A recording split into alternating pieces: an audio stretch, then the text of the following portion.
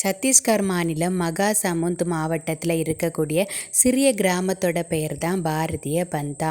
பாரதிய அப்படிங்கிறது திருமணத்தையும், பந்தா அப்படிங்கிறது கிராமத்தையும் குறிக்குது. இந்த கிராமத்தில் சுமார் 1000 பேர் மட்டுமே வசிச்சுட்டு வர்றாங்க.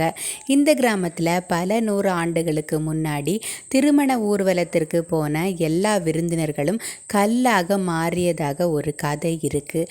அதுக்கு சாட்சியாக ஏராளமான கற்கள் சாய்ந்த கோணத்தில் தரையில் கிடக்கிறத பார்க்கலாம். இது எந்த அளவுக்கு உண்மை அப்படிங்கிறத சொல்ல முடியாது.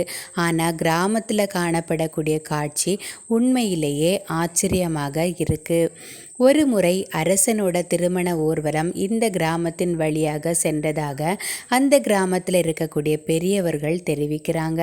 அவங்களோட கூற்றுப்படி யானைகள், குதிரைகள் உள்ளிட்ட விலங்குகள் மற்றும் ஈட்டிகளோடு மேளதாளங்கள் முழங்க ஊர்வலம் போயிருக்காங்க. மாலை நேரமாகிவிட்டதால் ஊர்வலம் ஒரு இடத்துல நின்று அங்கே திருமண குழு ஓய்வெடுத்திருக்கு. மறுநாள் எழுந்திருச்சு குளித்த திருமண விருந்தினர்கள் தங்களோட குலதெய்வத்தை வணங்கி அங்கே ஒரு ஆடு ஒன்றை பலியிட்டாங்க. ஆடு பலியிடப்பட்ட அந்த இடத்துக்கு அருகில் துறவி ஒருவரோட குடிசை இருந்திருக்கு.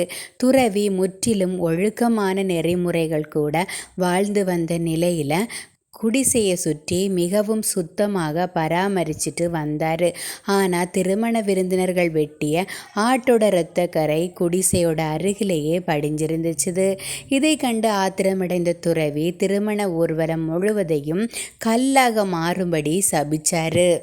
அதனால் அவங்க எல்லாருமே கல்லாக மாறியதோடு மட்டும் இல்லாமல் அவங்க கொண்டு வந்த விலங்குகள், மேளதாளங்கள் மற்றும் ஈட்டிகள் உள்ளிட்ட எல்லாமே கல்லாக மாறிடுச்சுது.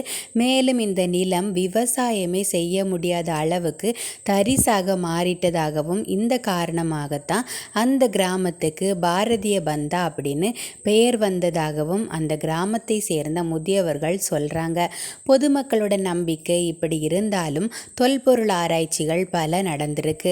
அதோட முடிவில் இந்த கற்கள் எல்லாமே வேறு எங்கேயாவது ஒரு இடத்துல இருந்து கொண்டு வரப்பட்டிருக்கலாம் அப்படின்னு சொல்லப்படுது. இந்த கற்கள் அனைத்தும் 2 முதல் 3000 ஆண்டுகள் பழமையானது அப்படின்னும் இந்த பழங்குடியினரின் கல்லறையாக இருந்திருக்கலாம் அப்படின்னும் சொல்லப்படுது. சடலங்கள் புதைக்கப்பட்ட இடங்களில் அவங்களோட நினைவாக இந்த கற்கள் நடப்பட்டு இருப்பதாகவும் தொல்லியல் துறையினர் தெரிவிக்கிறாங்க.